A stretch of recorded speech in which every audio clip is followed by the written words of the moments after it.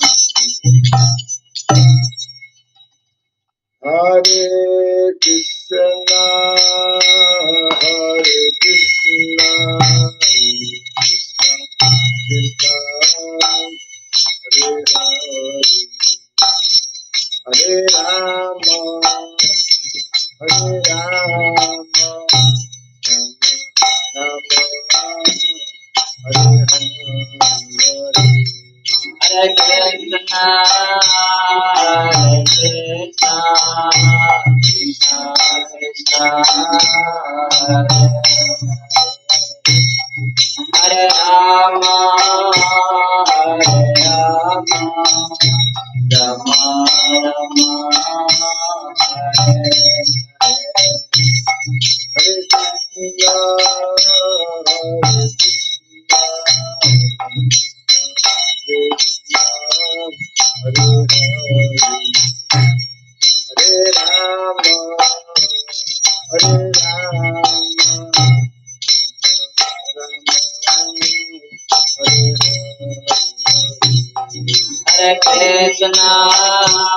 Hare Krishna, Krishna Krishna, Hare Hare, Hare Rama, Hare Rama, Rama Rama,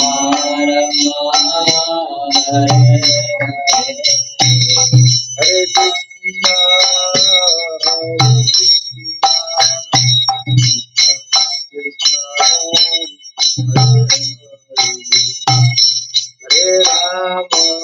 Hare Rama, Hare Rama,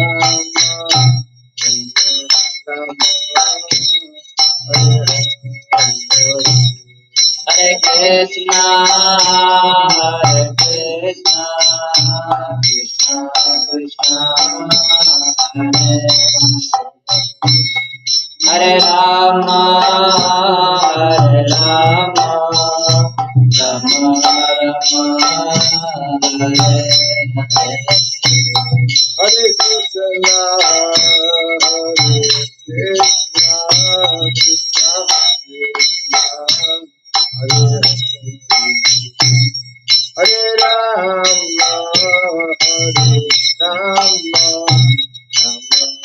Rama, Hare Hare, Hare Krishna, Hare Krishna, Krishna Krishna, Hare Hare Rama, Hare Rama,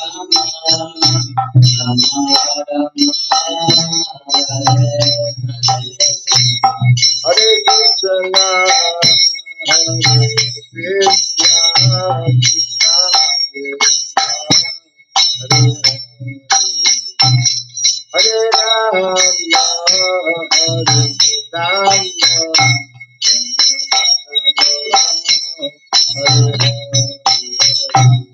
Hare Hare Krishna, Hare Krishna, Krishna Krishna, Hare Hare Rama, Hare Rama,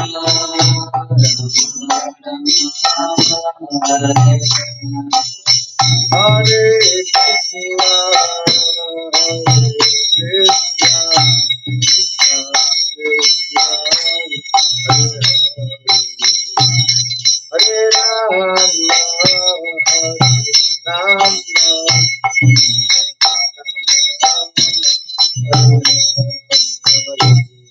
Hare Hare Krishna, Hare Krishna, Krishna Krishna, Hare Hare Rama, Hare Rama,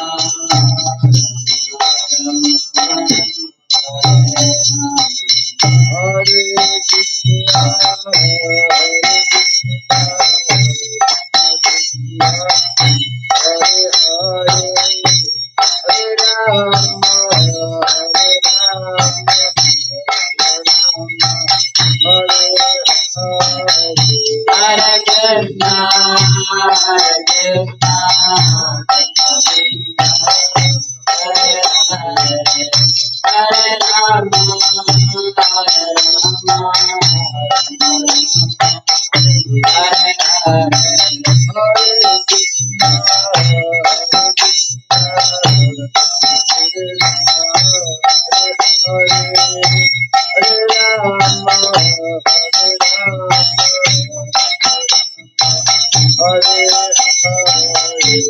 Hare Hare, Hare Krishna, Hare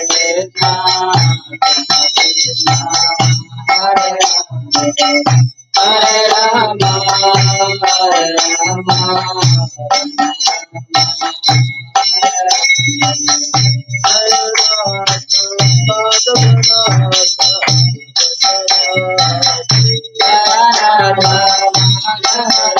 Hare, Hare Krishna, Hare Hare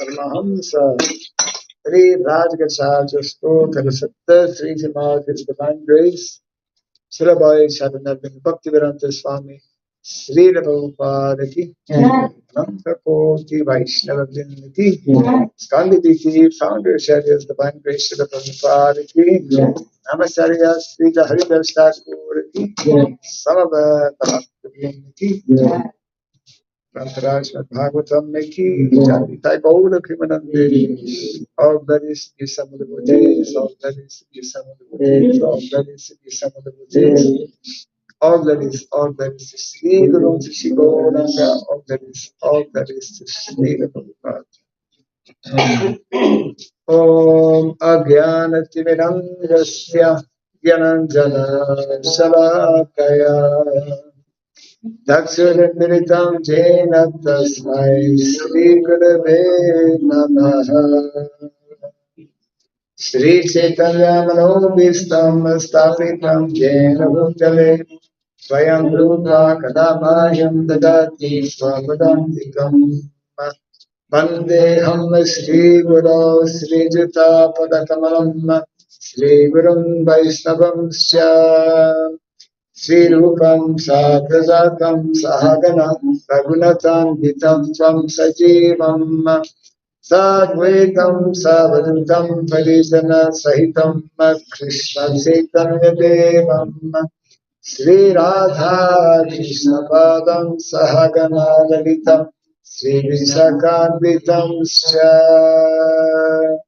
Hey Krishna Karuna Sindhu Dinakando Jagatpati Gopisha Gopika Kanta Radha Kanta Namaste Tapta Kanchana Gaurangi Radhe Vrindavaneshwari Rishabhanu Sutinivi Namami Priti Vanchakata Trudyasyam Vipa Sindhu Jaivasya Patitanam Pavibhyo Vaishnavibhyo Namaha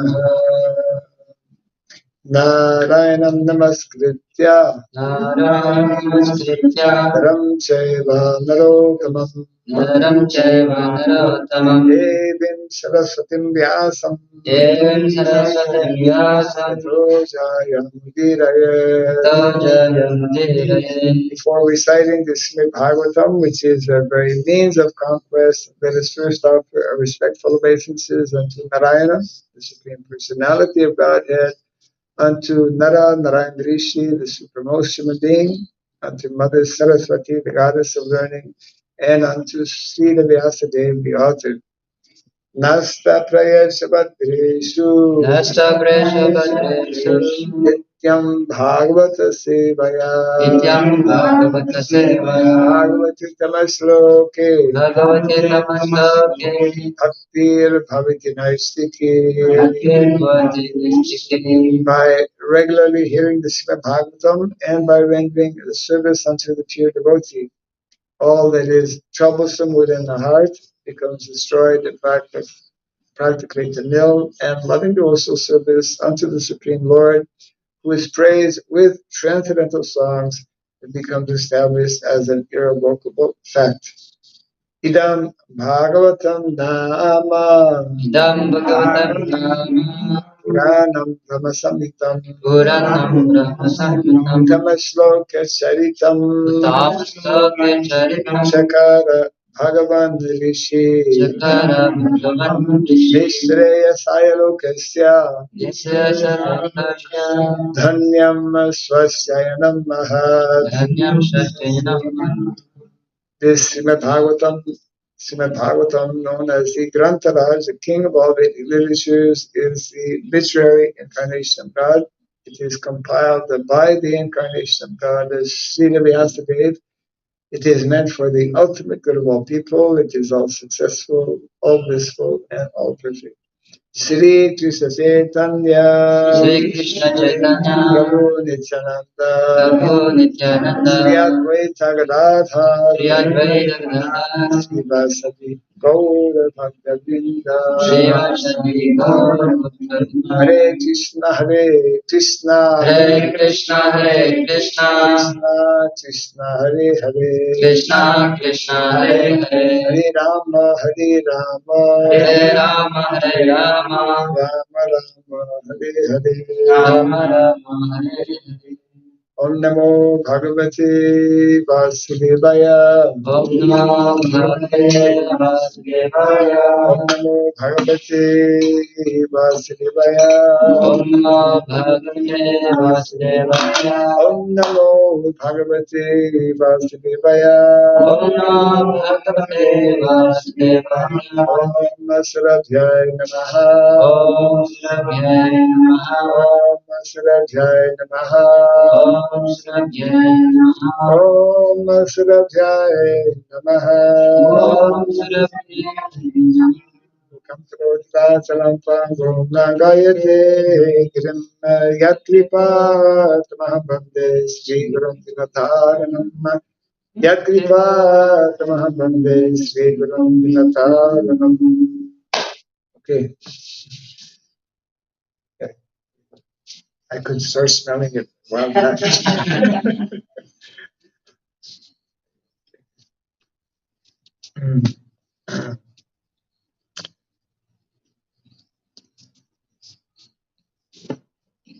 So Hare Krishna and welcome to everyone. Thank you for coming all the way from wherever you're respectively coming from to attend our Bhagavatam class. And let's see, we look at the marker here. We're reading from the 10th canto, yes, part 1. I think started, chapter 12, entitled The Killing of the Demon Aghasura.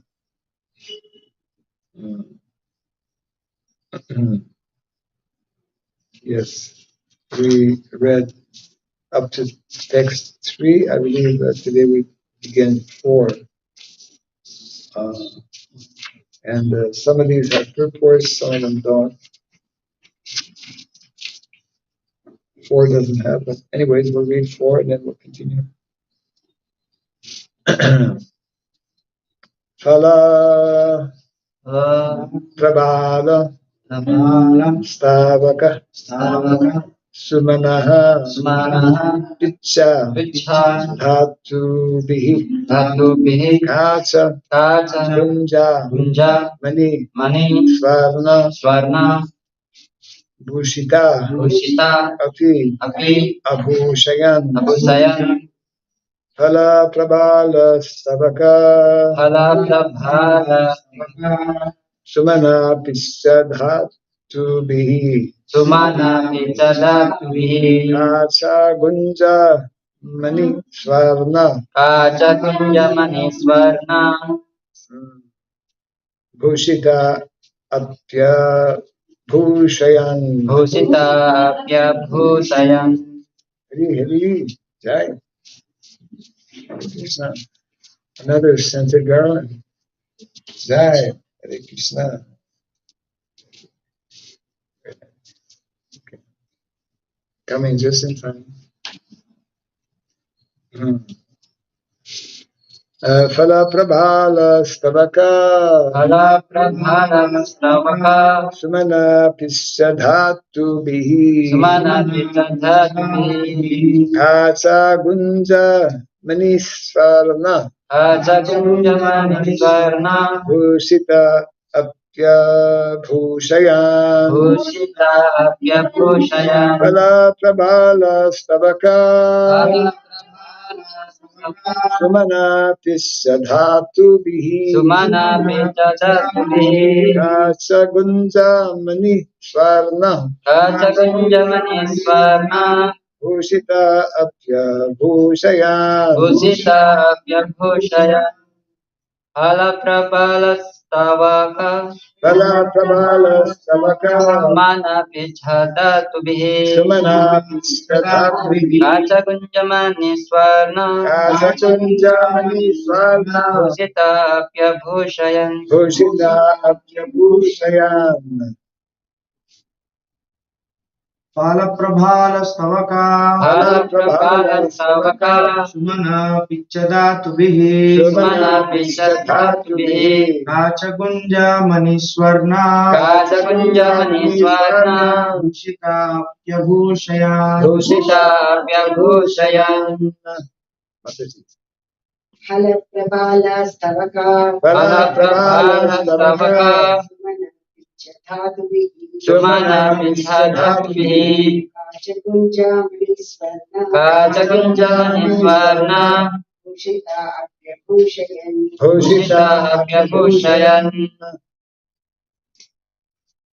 Phala Phala fruits from the forest. Fruit from the forest Prabhala Prabhala green leaves. Green leaves Stavaka Stavaka bunches. Bunches Sumanaha Manaha beautiful flowers. Beautiful flowers Kitcha Ishta peacock feathers. Peacock feathers Hatubihi Atubihi very soft Very soft and colorful minerals. and colorful minerals Kacha Kacha a kind of gem. and oxygen Gunja Gunja small conch shells. Small conch Mani Mani pearls. Swarna Swarna gold. Gold Bhushitaha Bhushitaha although decorated. Although decorated Api abhushayan Api Abhusayan in spite of being decorated in spite of being decorated by their mothers, by their mothers, the boys decorated themselves the boys decorated themselves still more still more with the above mentioned articles. with the ancient articles. Translation with no purport. Although all the boys were already decorated by their mothers with ornaments of kacha, gunja, pearls, and gold, when they went into the forest, they further decorated themselves with fruits, green leaves, bunches of flowers, peacock feathers, and soft minerals. Kind of repeat after me.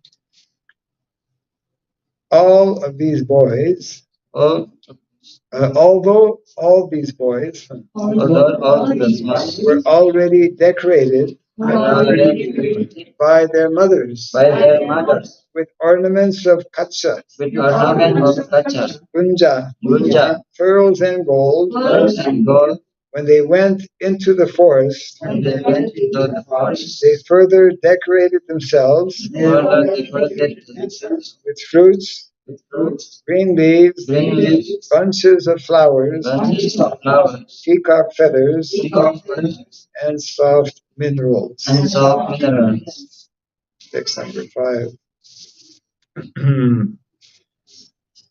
Mushnanto nyonya shikyadin Musnanta nyanya sikshadin, natan arascha chikshipuhu yadantarakcha shipu, tatratyascha punar durad tatratyascha punardura, dhasantascha punar daduhu. dhasantascha punardadu. Translation and purport. All the cowherd boys used to steal one another's lunch bags. Theft. Uh, well, uh, it is all because Krishna, who is known as Makanchor, so everyone follows in the footsteps of Krishna. When a boy came to understand that his bag had been taken away, the other boys would throw it further away to a more distant place, and those standing there would throw it still farther. when the proprietor of the bag became disappointed, the other boys would laugh. The proprietor would cry, and then the bag would be returned. Yes, report. This kind of playing and stealing among boys, no young boys here, still exists even in the material world, because this kind of sporting pleasure is present in the spiritual world, for which this idea of enjoyment emanates. Janmadhyasya Yata, Vedanta Sutra 122. This same enjoyment is displayed by Krishna and his associates in the spiritual world. But there, the enjoyment is eternal, whereas here, on the material platform, it is temporary. There, the enjoyment is Brahman, whereas here, the enjoyment is Tara. The Krishna consciousness movement is meant to train one how to transfer oneself from the Jara to the Brahman, because human life is meant for this purpose. Atato Brahmatigyasa, Vedanta Sutra 111. Krishna comes down to teach us how we can enjoy with him on the spiritual platform, in the spiritual world. Not only does he come, but he personally displays his pastimes in Vrindavan and attracts people to spiritual enjoyment.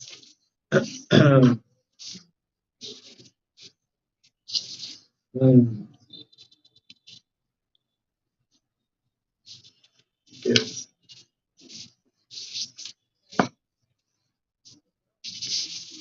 So this, actually the whole 10th canto of the Bhagavatam is naturally describing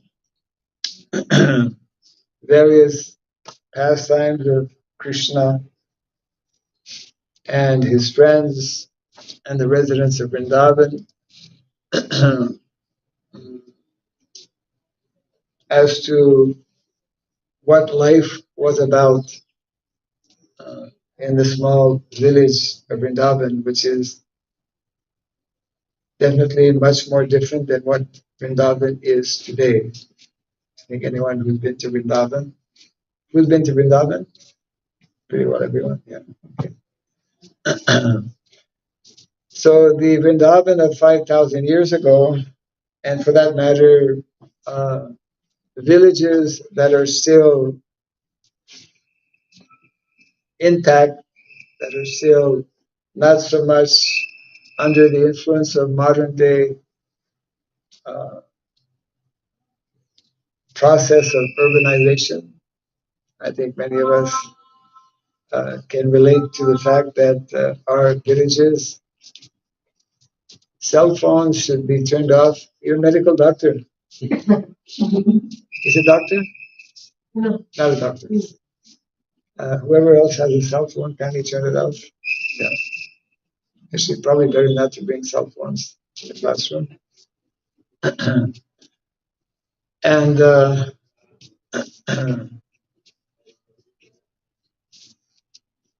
so, yeah, we refer to modern day villages as urban villages, isn't it? Because somebody was just making, well, we all know, anyone who's been to villages, practically everything we find in the city is in the village now. Isn't it? All kinds of vehicles. They they now make villages into what they call smart villages. Smart villages, thinking that they have all kinds of modern facilities, etc., to to uh, make people's life supposedly more comfortable. But actually, the opposite happens. Villages, if we want to really know how village life uh, is meant to be, we need to study this 10th canto of the Bhagavatam, where, as we are beginning to see here, uh, young boys in a village, the majority of the young boys in the village, on a daily basis, this was their occupation, activity. Actually, it was simultaneously their education.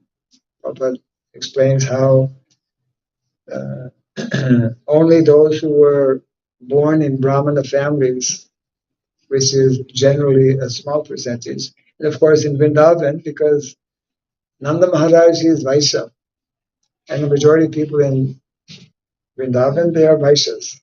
Vaishyas, uh, their education is going out every day and with the cows and spending their whole day uh, performing all kinds of different activities. And the life in the village, when followed in this more simple and natural way, is a very happy life. Actually, life is meant to be life uh, for everyone is meant to be happy because it is meant to reflect, as Prabhupada points out here, what Krishna, the activities he performed 5,000 years ago, those are directly the activities that are taking place in the spiritual world. And that is one of the main reason why Krishna descends in the material world, to show us what's going on in the spiritual world. And apart from the occasional, this chapter is mentioning about the demon Agasura. So apart from different demons that would come practically every day, and more than one would come, two or three would come. Otherwise, all of the activities of the cowherd boys were just, it was like games, fun and games. And Prabhupada explains how this is actually meant to be the standard in life. What is meant to be the standard? Living close to nature, having natural, spontaneous interaction, which should begin actually at an early age. In describing one of the books of Srila Bhaktivinoda Thakur, he explains how Brahmanas in the village, one of their important responsibilities was to actually identify and classify, you could say, to classify before the age of 15 in which Varna one belongs to. Something that we totally don't think about and don't understand in our modern day society, largely because we're so much disconnected with what is meant to be the natural way of life, which is actually, for the majority of people, meant to be in villages, agrarian culture. So in one of his books, one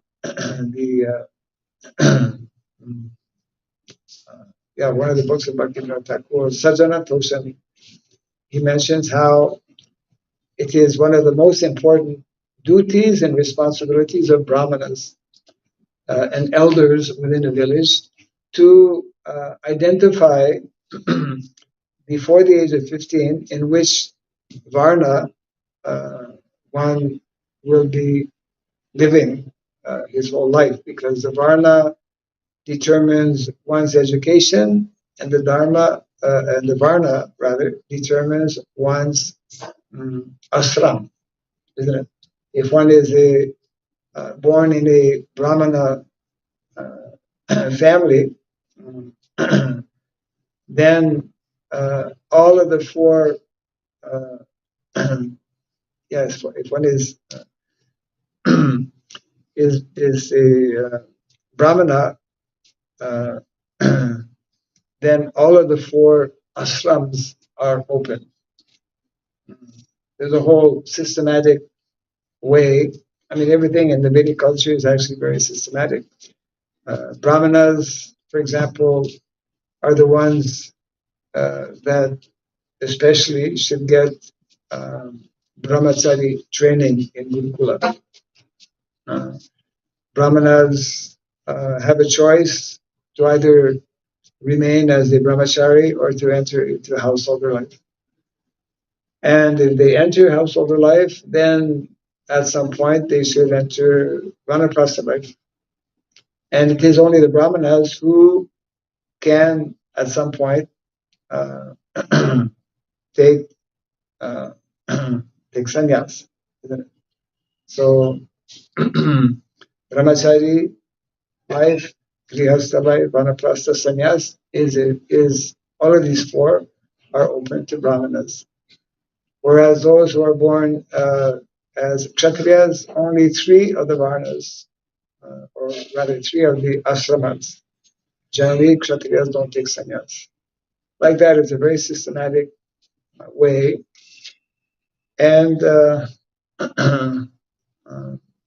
children, Prabhupada gave many instructions, personal, he's giving instructions in these purports, and he gave many personal instructions to different devotees regarding education of young boys, and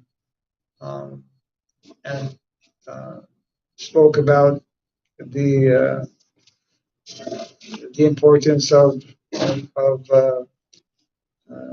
games and plays. As a matter of fact, one of the books is called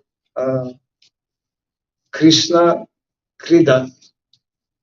Anyone read this book? It was translated. You have a copy? Yes. Yeah, right. One of our devotees, Bharat Chandra Prabhu, actually, it's one of the 64 arts and sciences that are listed. There are many subject matters, most of which are unknown actually to most of us because we are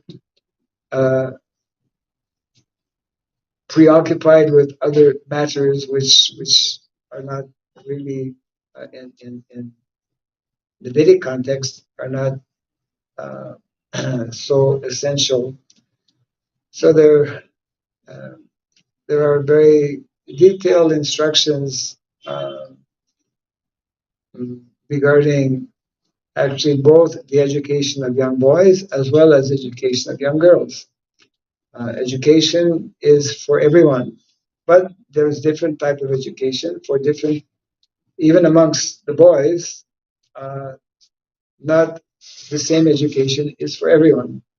As we were mentioning a few minutes ago, majority of boys, for example, in Vrindavan, who were mainly of Vaishya background, means connected with agriculture, with cows. So that was their that was their education. Their education was actually to go out in large groups and to in the earlier as young boys they would look after the calves. Then later on, once they get a little older, they would be promoted to look after the cows. So the elder boys and the men would look after the cows, and the younger boys, they would get trained by looking after the calves. And the whole, again, we read about it, we hear about it a little bit, but very difficult for most of us to conceive or to understand the actual meaning, the depth of what is being conveyed actually in the Srimad Bhagavatam. That is why traditionally people in villages would, practically speaking, never leave their village. They had no reason to leave the village.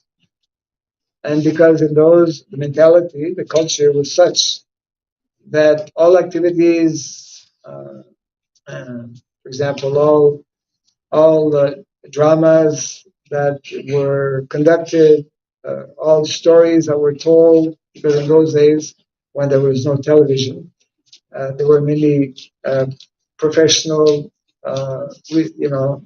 storytellers. They call it storytellers. Uh, it was quite common because everyone likes to hear so many different stories. Uh, so that was uh, that was the culture where people in villages, everyone was engaged in some activity or other. Prabhupada mentions how when we properly understand and follow what is meant to be the natural way of living, which is in villages, then there was no unemployment. You know, modern day society, because of creating an artificial lifestyle, has created this big problem of unemployment, and is very taxing on the government, which means it's taxing on whoever is earning money also, because you have to pay taxes for those who are not employed. You know. And anyone who is not employed for either a short time, especially for a long period of time, they're not properly engaged, because we're not, by nature, we're not meant to be idle, doing nothing. As Prabhupada would often remind us, an idle mind is a devil's workshop. And therefore, one of the reasons why there's so much of disturbance in society and within people is that they're not properly engaged. And of course, many people are engaged, but generally they're engaged in the wrong profession, isn't it? Everyone should be engaged, must be engaged, and there are, again, according to Shastra, there are what is called prescribed duties. There are prescribed activities which are more conducive both materially as well as spiritually. And there are prescribed duties for men and there are prescribed duties for women, uh, according to Vedic culture. There's a prescribed type of education for men and a prescribed type of education for ladies. Sometimes there's overlapping, but in general, there are distinct subjects. Why there are different distinct subjects? Because there are distinct occupations as well. Uh, when uh, when there is war, generally it's the men that go to war. Nowadays, things have changed in that people, for example, I think in every country, including India also, women are also, trained in warfare, but that is not the natural and standard that is advocated, let's say, in the Vedic culture. So therefore, it's important to hear uh, these narrations and descriptions that are given in the Shastra. And this particular section, which is describing some of the daily activities of the of Krishna and Balaram and the cowherd boys, is we'll see. Well, we get a glimpse of it actually in the next verse, where it describes what type of activities Krishna and Balaram and the cowherd boys, what did they do? When they went out every day, because most of us have not that experience of going out to look after calves, so we just have no idea. But when we read about this, we come to know how the boys would have. I mean, uh, they have a lot of free time when they're out there because they spend from morning till late afternoon. They spend the whole day, isn't it? Every single day they go out, and mostly, except for the occasional demon that comes, the boys are just completely in ecstasy and having all kinds of games. Through games, actually, they're learning so many things. They're inventing so many things. By interacting with one another, they are developing their individual character, and like young boys do, as it is mentioned here in this verse, they'll steal one another's lunchbox and whatnot, because they all have a lunchbox uh, that their parents prepare. And also here in the verse that we read, it mentions how the parents of each of the boys, they would decorate them with gold. We hear about how in the Battle of Kurukshetra and other battles, whoever was victorious, then they would pick up the what do they call it? Uh, because fighters would go decorated with all kinds of valuable ornaments, and whoever was victorious, then they would pick those up, and they would become opulent in that way. So these descriptions are giving us an idea of how the residents of Vrindavan, who are we may say simple village people, but to decorate all of their children in this way, they were materially opulent, materially very opulent. Uh, and because they were in a natural environment, they would walk, isn't it? They would walk to the forest. There was no more motorbike, no bicycles. We don't hear about bicycles, and and as a matter of fact, they would walk bare feet also. Uh, and I think we heard one day Mother Yashoda was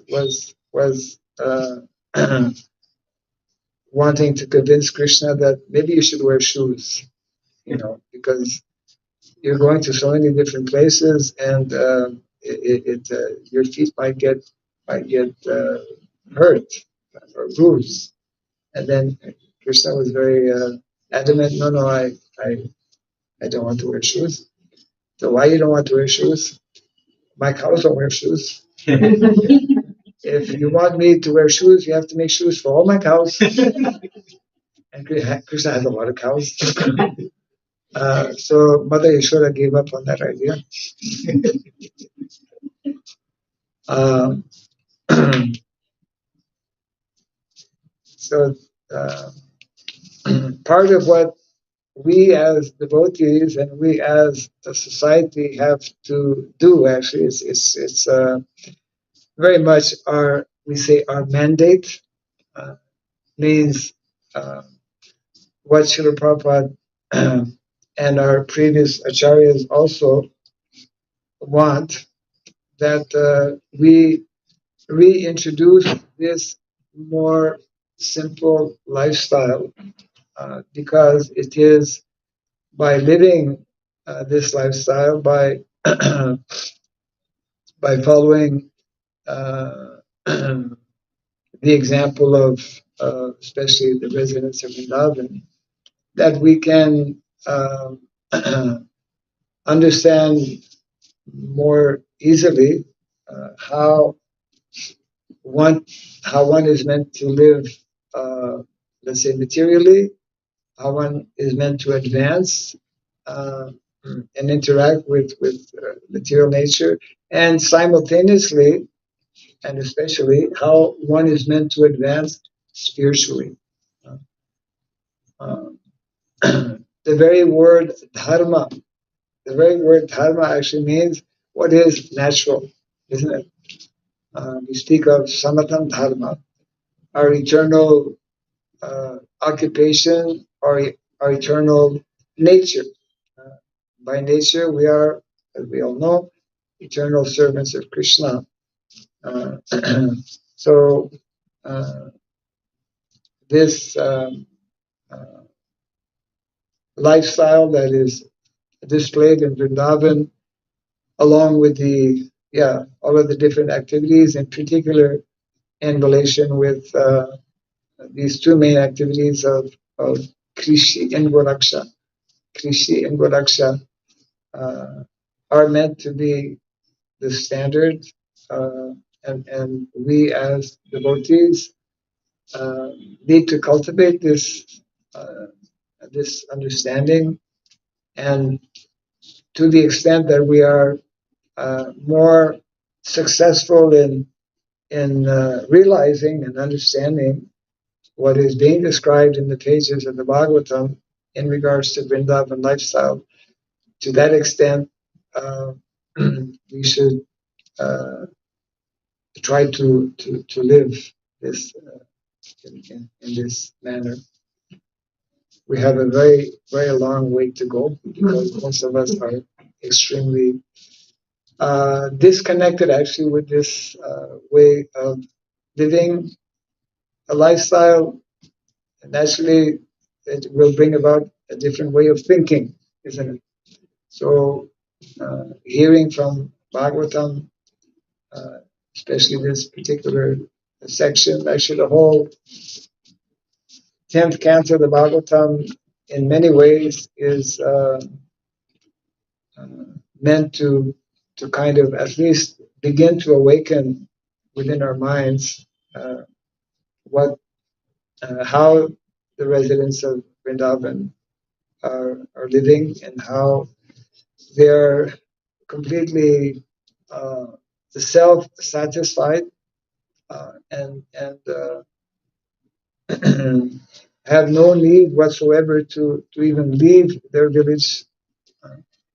I remember hearing some years back, how some of the older people in villages, I think that was a standard before, before modernization, they were very elders within a village were reluctant to see young people leave the village because they knew that they would be away from the more simple and natural way of living like that, especially in modern day. I'll read the verse again, and let's see. Yeah.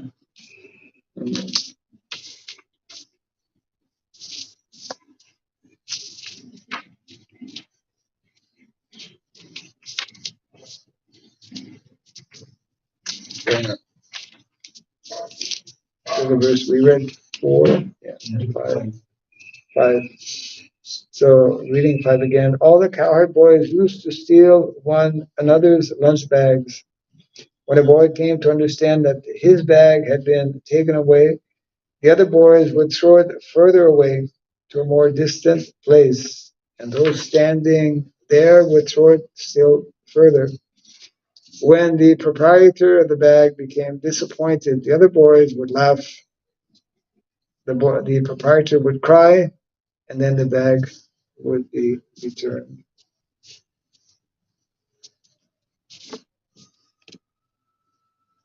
Any thoughts on this or question? Yes. We see that Lord Krishna, as long as he was in Vrindavan, he didn't have any formal education. Krishna did not have any formal education. Correct. Only when he goes to Mathura that Vasudeva thinks that he need to have formal education in Central. Yes. Only thing this, the Gopalas actually who remained in Vrindavan, what would be their education form? Would they remain uneducated, or we select this knowledge is given by Krishna to them?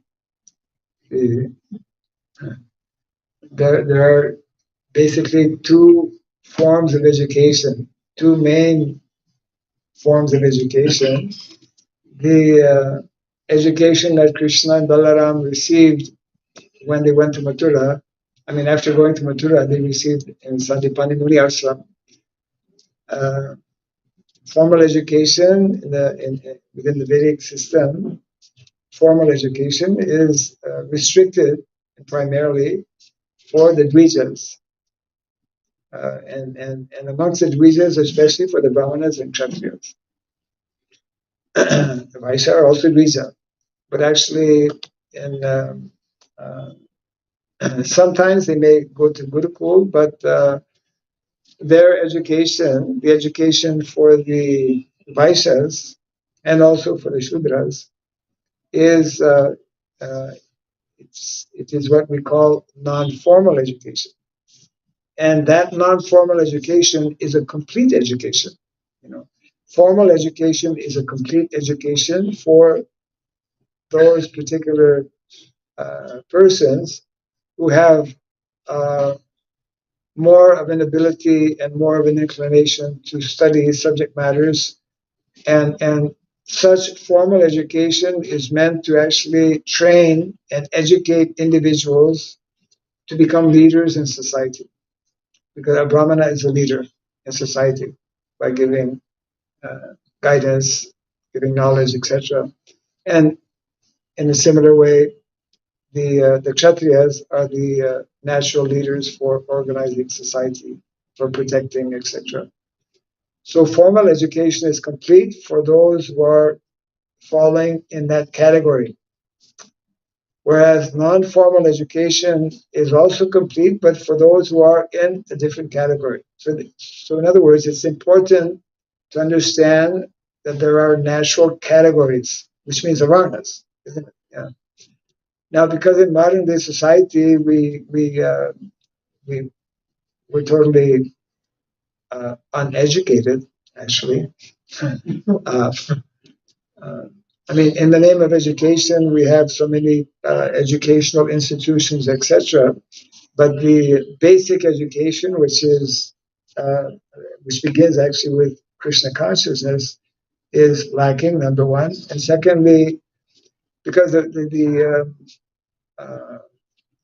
basic fundamental principle in terms of Krishna consciousness is that life is not meant for simply material enjoyment and so-called economic development. Life, human form of life, is meant for becoming self-realized.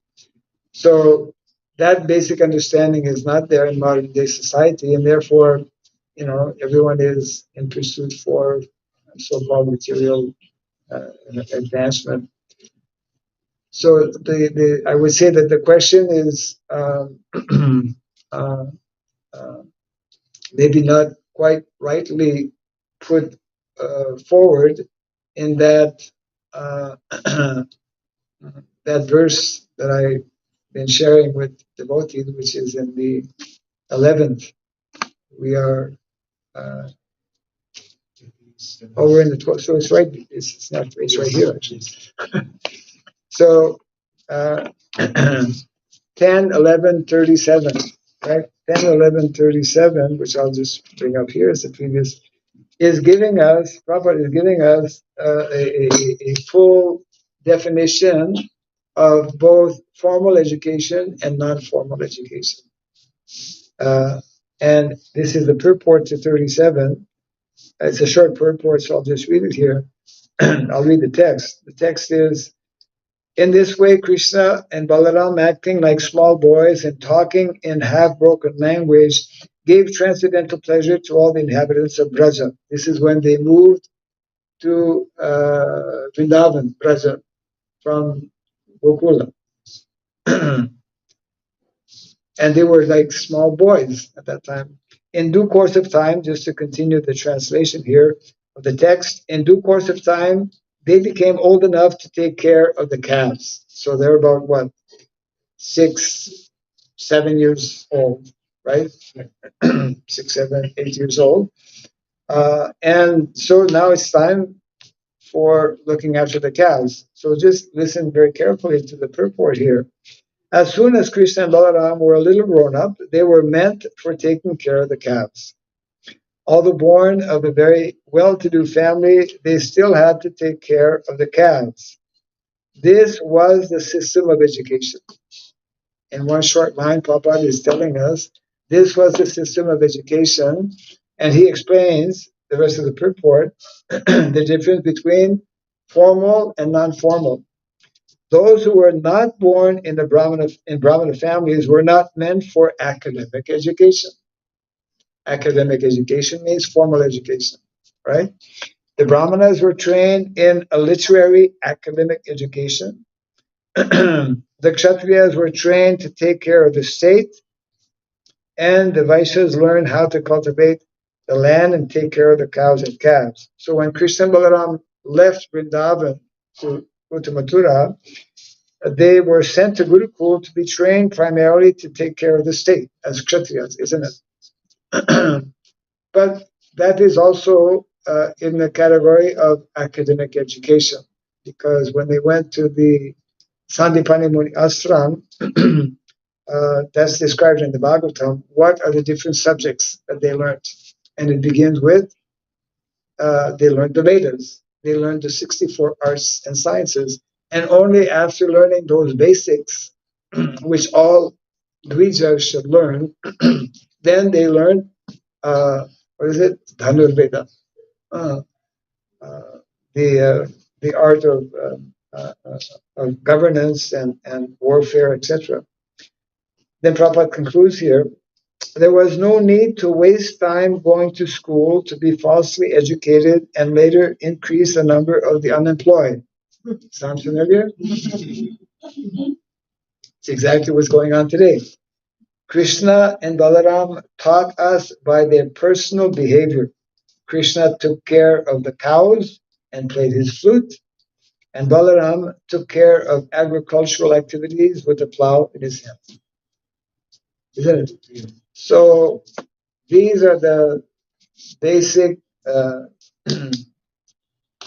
main, I would say, forms of education, and within themselves they are complete education.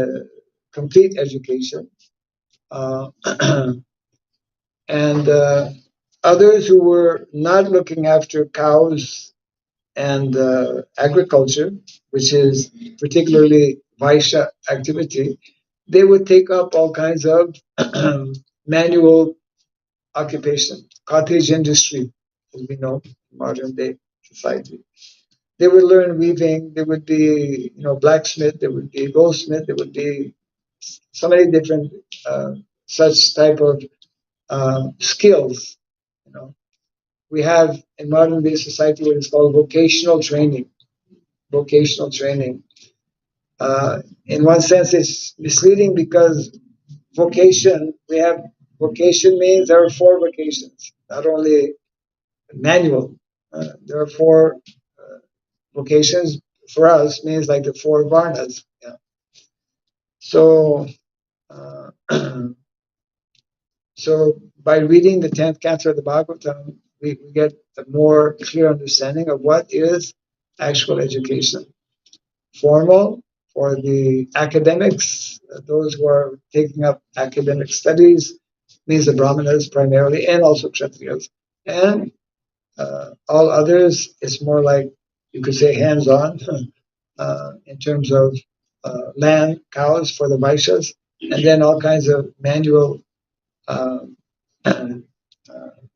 activities for the rest of the population. So that is a complete education, because those who are Vaishyas for their whole life, they will make their livelihood As a matter of fact, I mean, as we have read, the residents of Vrindavan are very rich, very opulent. Because when we do according to what is ordained, according to what is mentioned in Shastra, then we get the best results. Yeah. Since the devotees aspire to go to Vrindavan. Devotees aspire to go to Vrindavan, but what they'll do in Vrindavan is they don't know how to run cows. What would be the education for the children? Because we say we aspire to go to Vrindavan. So what would be the education for the children other than cow herding, and in case that's the lifestyle that we want to adopt? So You mean devotees? because we aspire to go to Vrindavan. Yes. The children actually. We always say that we want to go to Vrindavan. Which Vrindavan? Goloka or? Prabhupada taught us, yes, go back home, back to Godhead. Yeah. So Godhead is there are different definitions of Godhead actually. No, there's only one definition. It's Krishna. Yeah, for us, Krishna is. Yeah. So what would be the education for the children actually, of the devotee children? It's just that, as I think this verse says that they would take to cow herding and then. It depends on the nature. Devotee children fall either in the category of Brahmana, Kshatriya, Vaishya, Shudra. Our goal is to revive the natural cultures, Brahmana culture, Kshatriya culture, and Vaishya culture. And there is Shudra culture also. So from Shastra, we can understand what are the characteristics of one who is more like Brahminical, isn't it? There are characteristics of those who are more Kshatriya type. It's all described in the Bhagavad Gita, Srimad Bhagavatam. But these things don't come out unless we live in a more natural setting. So we cannot say that because they're devotee children, they're going to be doing this or that. Depends on their nature. Because as devotees, devotees are also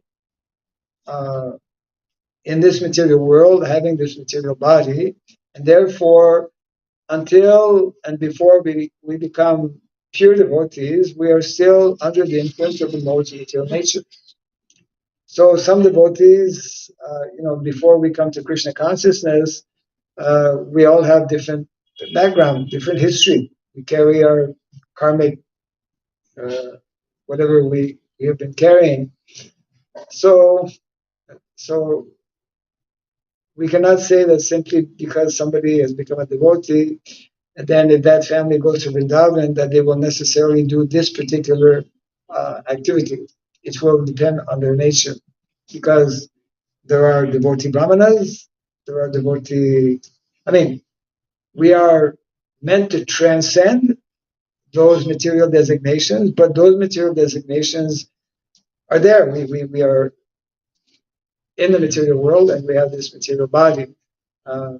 So that's why personalities like Bhaktivinoda Thakur explains how the God-created system of Varnashrama is also meant for the Vaishnavas when they are still in their conditioned state. It is the exact quote. Yeah, I can read it. It's pretty well what I just mentioned now. That Varnashrama is that system meant for the Brahmanas in their conditioned state. So conditioned state means that some of us are maybe more in terms of, and we are connecting or we are influenced by any of these four varnas. Mm-hmm. Some devotees are just very happy and prefer, because it's their nature, to do some manual things. Actually, majority of devotees also fall in that category, which is fine, as long as we do activities that are pleasing to Krishna. That's the nature. That's how the material world is created. Majority of people will not be so intellectually inclined, especially more so in Kali Yuga. Uh, we have less of that ability. Uh, so, so therefore, the importance of understanding the basic principles governing the science of Varnashrama Dharma, and then wherever we may go, whether it's Vrindavan or Dwarka, you know, it's not that everyone in Dwarka is a Kshatriya also, right? The city, Dwarka is a city, Dwarka city is made up of all the different Varnas. You know, they also have cows. They also have cows in Dwarka. And some people are growing food. Otherwise, how they live there? Isn't it? A kingdom would be that these directives are all given in the Shastra. If you want to establish a kingdom, then you need to have a fort. And you need to have a place where people also grow food to supply to the residents like that. No, normally it would be surrounding. Sometimes within forts would be sometimes quite big, and they would within the fort they would have some area for growing food in case there's an attack and people can't go out.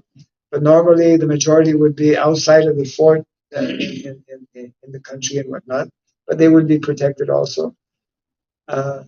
Yeah, we we don't read about these things, therefore we because we're all mostly so-called modernized, folks. So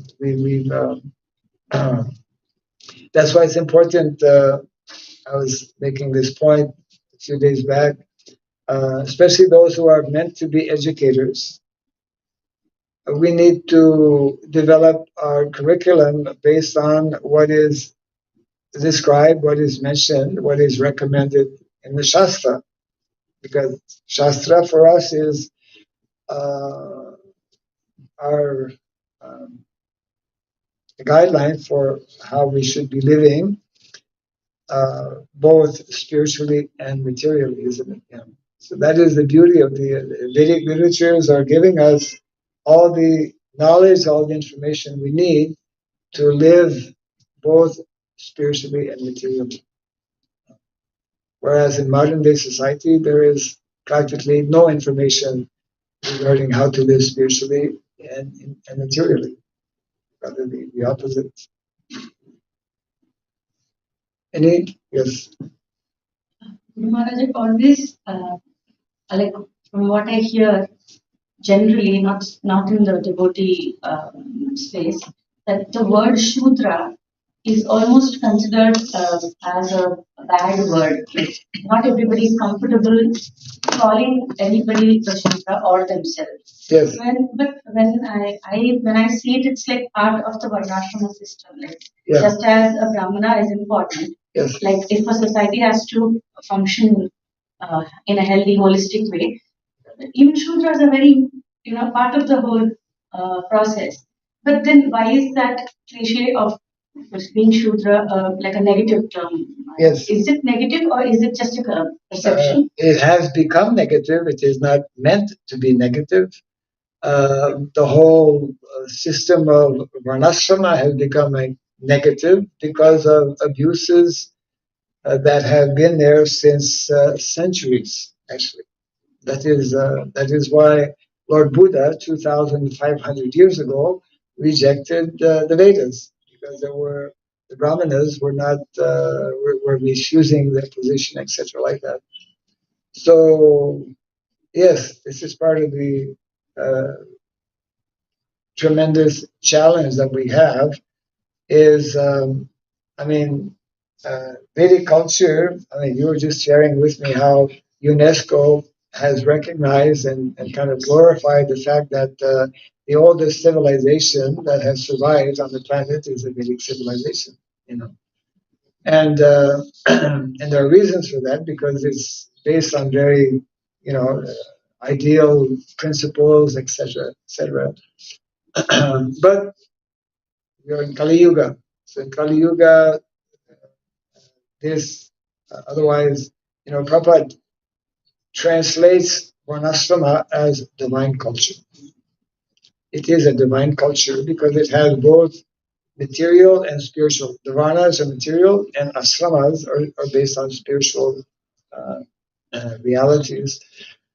So, very similar to the situation about 150 years ago at the time of Srila Bhaktivinoda Thakur. In his time, the word Vaishnava was a dirty word. Dirty word in the sense that people were misusing their positions as Vaishnavas, and they had twisted the philosophy and culture given to us by Lord Chaitanya Mahaprabhu. And in the name of Vaishnavism, were engaged in all kinds of devotee activities. So it was at that time his challenge, his main challenge, Bhaktivinoda Thakur's challenge to re-establish the glories of Vaishnavism. So it is today our challenge to re-establish the glories of Varnashrama. I mean, we understand to some extent, Prabhupada explains how if one is not part of the Varnashrama system, he's not considered a human being. Hare Krishna. And so parallel to that, we have people who say Varnashram, my God, caste system, right? Abuse and whatnot. I mean, that was the whole, Ambedkar's whole position was rightly so in the sense that he was very much against all of the manipulation and abuses and exploitation that were taking place. We are as well, but Srila Prabhupada explains that we are not at all supporting what Prabhupada terms as the vitiated, the bad system of Varnashrama that has over the centuries developed, unfortunately.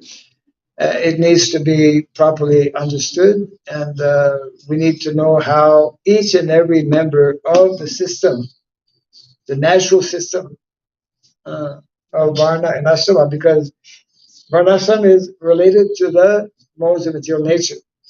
We, in the same way, we can't just deny the fact that the modes are there. And the modes are not only in India, the modes are everywhere. Up to Brahma. So yes. Brahma. Yes. Same verse. So therefore, we need to clarify and purify the system. We need to clarify that actually the original system is the most ideal system, the most noble system, the most divine system, which which is meant to help individuals. Primarily, Varnashram is there to help individuals become spiritual, isn't it? Because it's a natural material arrangement, again connected with Krishna's nature, especially the cows and the lamb, which more quickly and more easily can help purify our existence to the point of developing this spiritual consciousness, higher consciousness, which is meant to culminate ultimately in Krishna consciousness. So that this is a tremendous challenge that we have, and we can't expect to be successful in doing that simply by talking about it in class, or in our office or whatever, or on the internet or through chat and whatever. We're not sure WhatsApp groups. There's so many groups and so many chats and so many, but we have to live, or as they say, walk the talk, as they say, and that's where we are in general weak. We are weak in manifesting it. We are weak in understanding it also because we can't really understand it unless we do it. You know. The identification of the Varna in modern society is so very difficult, Maharaj. That is the major. Well, the Varnas are all polluted, isn't it? Because of so many reasons. So therefore, to purify the whole situation, I mean, that's why Prabhupada wanted us to establish communities, to establish villages. We spoke about farm communities, which are a stepping stone to what villages are meant to be. They are in the Vedic culture the standard, the norm. And we just, because of our modern conditioning, we just can't understand that. We can't act on it. We hear about it occasionally, and or generally, still to this day, most of our devotees have all kinds of reservations and questions and doubts, etc., like that.